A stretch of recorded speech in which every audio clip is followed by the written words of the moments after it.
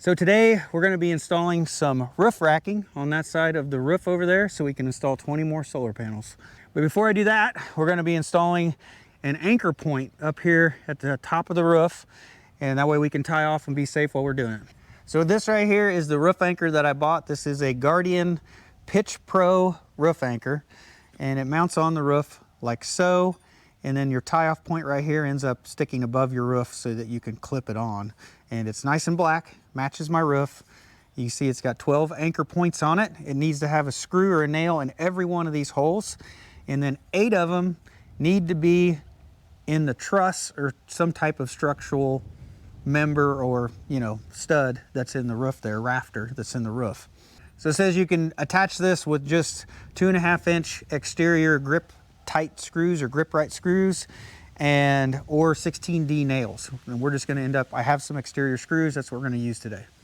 So up here on the roof, every one of these mounting points for the previous roof racking system is on a truss, and my trusses are 4 feet apart. So I know that the next truss over is going to be right here, and I'm going to put that roof anchor toward the top up there. And since this is just a pole barn, it doesn't have solid decking under the roof. It just has the girts that go every couple feet up the roof. So what we're going to do is we are going to add some studs or some bracing inside of there so that there's something solid for the roof anchor to mount to. So here you can see the underside of the roof, and here is the roof truss here. And then you can see we've got these girts that go horizontally every 2 feet up the roof, and the girts are actually what the roof attaches to, but the strength is the truss, and that's where we want our anchor point, right on top of that. So here's where we're going to put our anchor point, right here. So this void that's right here, I'm going to put a 2x6. I'm going to slide that in there. I'm going to fill up this void, and then I'm going to mount another 2x6 beside this one, and we're going to beef up this truss right here, and then we'll have a nice wide area to be able to screw to.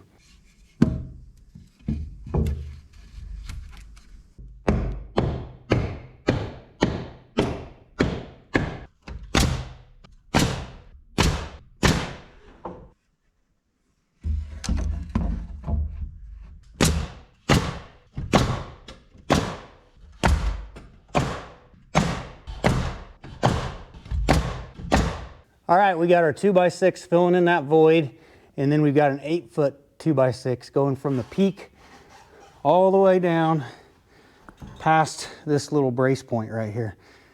And now we should have plenty of structure here to be able to attach our anchor.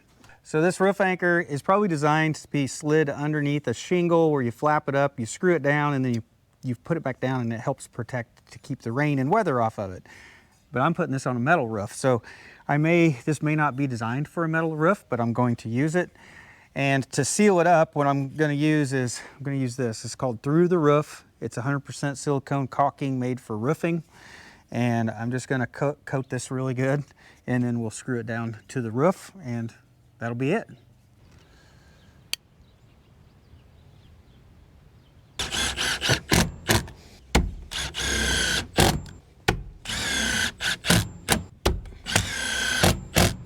All right, the roof anchor is attached to the roof. You can see the caulking oozing out from it.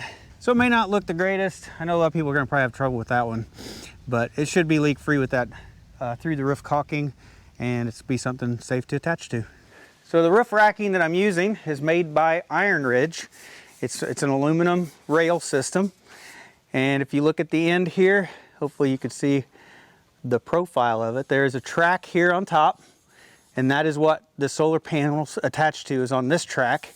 And then on the back side, there's another track here at the bottom, and that is what the mounting foot that goes on your roof, that's how the rail attaches to it. And like I said, this is made out of aluminum, and it is super light, okay? I think this piece is 17 feet long, and I can balance it on my index finger. That's how light that railing system is. And I think there's 3 different sizes of this. This is the XR100, it's the middle size, and I believe it's good for like 4-foot spans. If you end up with like a truss system that's like 8-foot spans, then you probably got to go up to the next size. Now the other good thing about this being aluminum is you can cut this in a regular chop saw with a carbide blade, and it'll cut just fine You don't have to have like special metal cutting bandsaw to be able to cut this. So I buy this IronRidge roof racking through my local electrical supply house. This is one of the brands that they sell. I've installed it before. This is going to be my second time putting it up. And I do suggest you go to your local electrical supply, find out what brands that they sell, what ones they normally stock, and buy that, because it could save you hundreds, maybe even thousands of dollars on shipping charges. It'd be surprised, even though this doesn't weigh anything, you buy a 14 or 17 foot package like this, just because of the size of it, the freight charges are ridiculous. So to mount the rails on the roof, we're going to be using an S5 Solutions mounting foot. This is one of their metal roof mounting feet. And you put 4 roofing screws through it, 2 on each side. And on the back side, you peel off this tape, and there's like some butyl tape, or basically it's like a duck seal or a soft caulking that's on there that's going to seal it up after you screw it on the roof. So the combination of a roofing screw and its rubber washer plus this, I think they call it butyl tape, I don't know, this sealing compound that's on the bottom, it will keep the roof from leaking. And then once this is mounted to the roof, we've got this L bracket that bolts to it. It is slotted, so you can adjust it slightly. And then you have a slot on the back side that attaches the rail, and then you can adjust the rail up and down. So you have adjustment up and down the roof, and then you have adjustment up and down for the rail. But the real trick is figuring out where to mount all the feet, what your spacing is going to be, and we have to look at the way our roof is designed, and then we also need to look at the solar panels themselves and see what kind of a spacing that they can take for the rails. You know, you don't want your rails too close or too far together. That's all going to be depending on the size of your solar panels. So the next thing I want to do is determine how far my rails can be apart. What's the minimum? What's the maximum? And the easy way to do that is just look at the back of the solar panel. So there's a hole here in the back. That's a mounting hole. And then here's another mounting hole right here. So anywhere in between these two holes, you could have a rail. And you got the same over here. So our span between rails could be anywhere between 39 inches and about 55.5 inches. So we've got a little bit of a range to work with. Now my girts up on the roof, they're every 2 feet.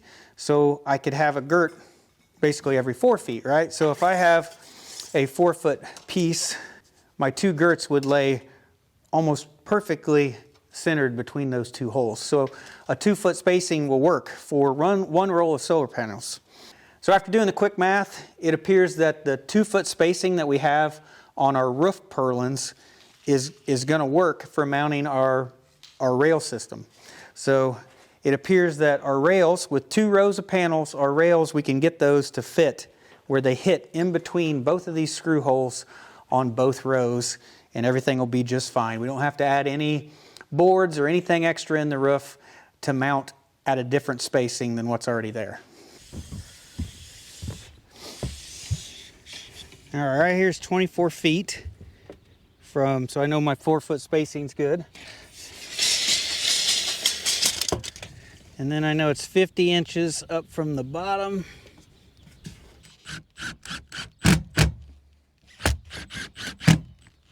All right, that's what the solar foot looks like when it's mounted.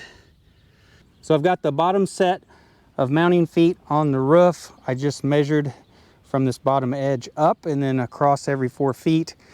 And then I've got this row right here, all the way up for all 4 rails. And I did the same thing at the other end.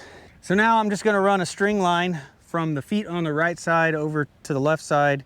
I'm just gonna use that string line as a guide for the right height and get the rest of these mounted up.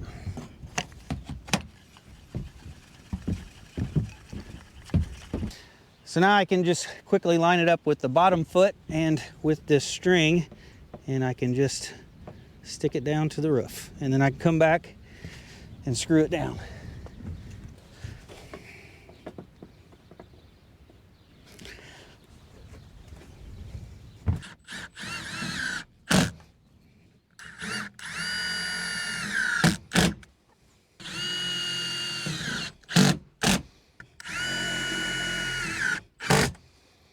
All right, we got all of the feet up here on the roof, and now I'm I'm gonna go ahead, I'm gonna put these L brackets on here. And I'm just gonna, I'm not gonna really tighten down the bolt. I'm just gonna leave them on there loosely until we get the rail on there.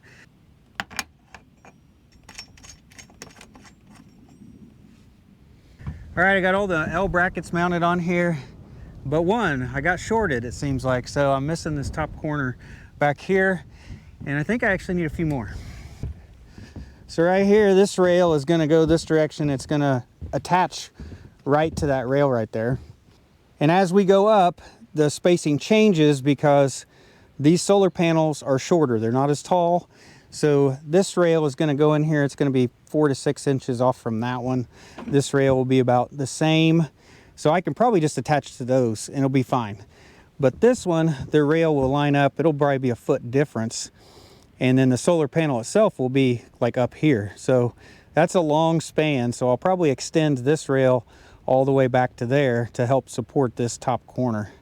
So like always, when you work with this stuff, you just don't end up having all the material you need. So I'm gonna have to order a few parts here, but I'm just gonna keep moving forward. We're gonna start putting the rail up.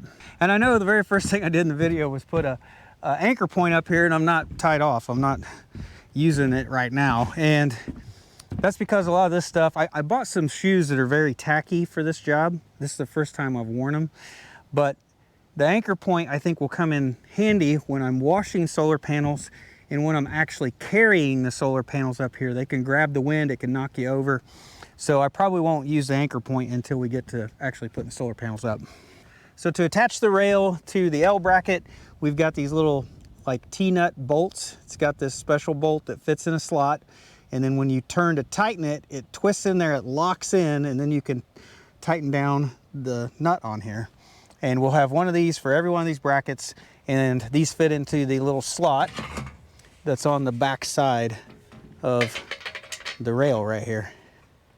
So this rail is going to attach to that rail, and to do that, you have to have this splice connection right here. It's made to slide on the inside, but on the back of it, it's got this little spring steel that's bent out, so it's pointed out. It bites into the metal. So it'll bite into this rail, and it'll bite into that rail, and it'll make sure that they're bonded electrically. That way everything is grounded that's attached to each other.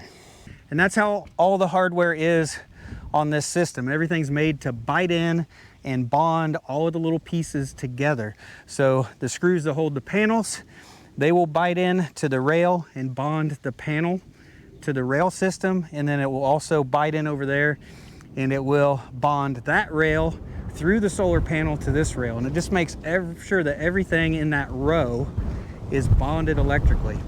And then on each row you have this little ground point that you have to mount. It's got a little T-bolt as well. It'll bolt to the panel. You see it's got little ridges on here. It'll bite in, and then you attach your ground wire to it, and it will bond that entire row of solar panels. Well, this one right here, this rail looks like it's dented in right there. So this might not go very well. I gotta pop this little cap out the end, and then we can put in our splice. Use our Milwaukee hammer. And then you drive it in until it touches this little tab right there. And then the next section attached goes on. Dented just enough not to go in. So I'm gonna take my splice back out, see if I can get it in this bent one. I may have to go get a different piece of rail. Since this rail is bent, we're gonna put it in a different spot. Oh yeah, a lot easier.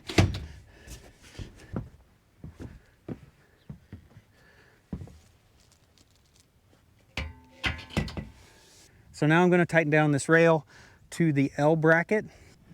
So on the back of the rail, there's a line, and I'm going to lift that up so it's at the top of the L bracket, and I'll tighten it down on one end, and then I'll tighten it down at the other end of this section, and then I'll come back through and I'll tighten down the rest. And then after that, I'll make sure the rail is perfectly straight, and I'll attach the L bracket tightly to the foot.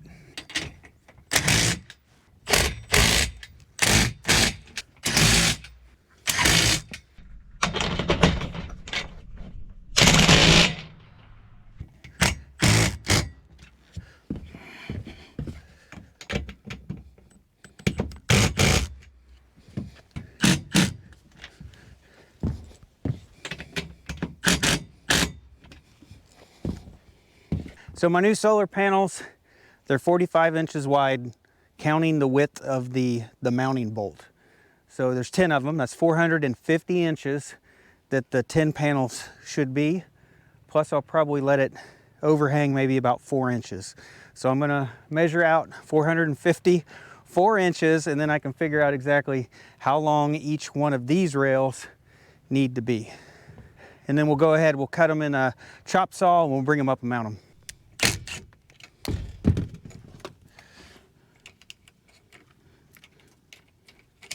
Just gonna mount my tape measure in here with the solar panel clamp. It's in there. So my microphone ended up going dead, but the measurement is actually 37 feet, 10 inches. That's 454 inches. I decided to go all the way over to this ridge, which is another 4 inches. So it's like 8 inches extra of overhang, plenty of rail.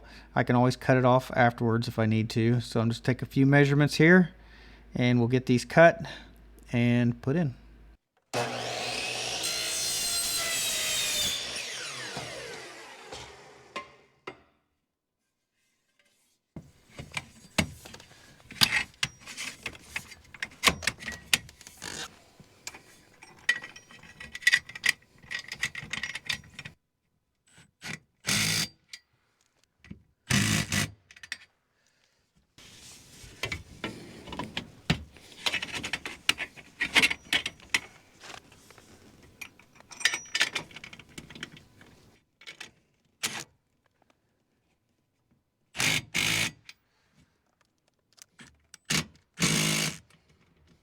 And to finish these off, you got a little cover.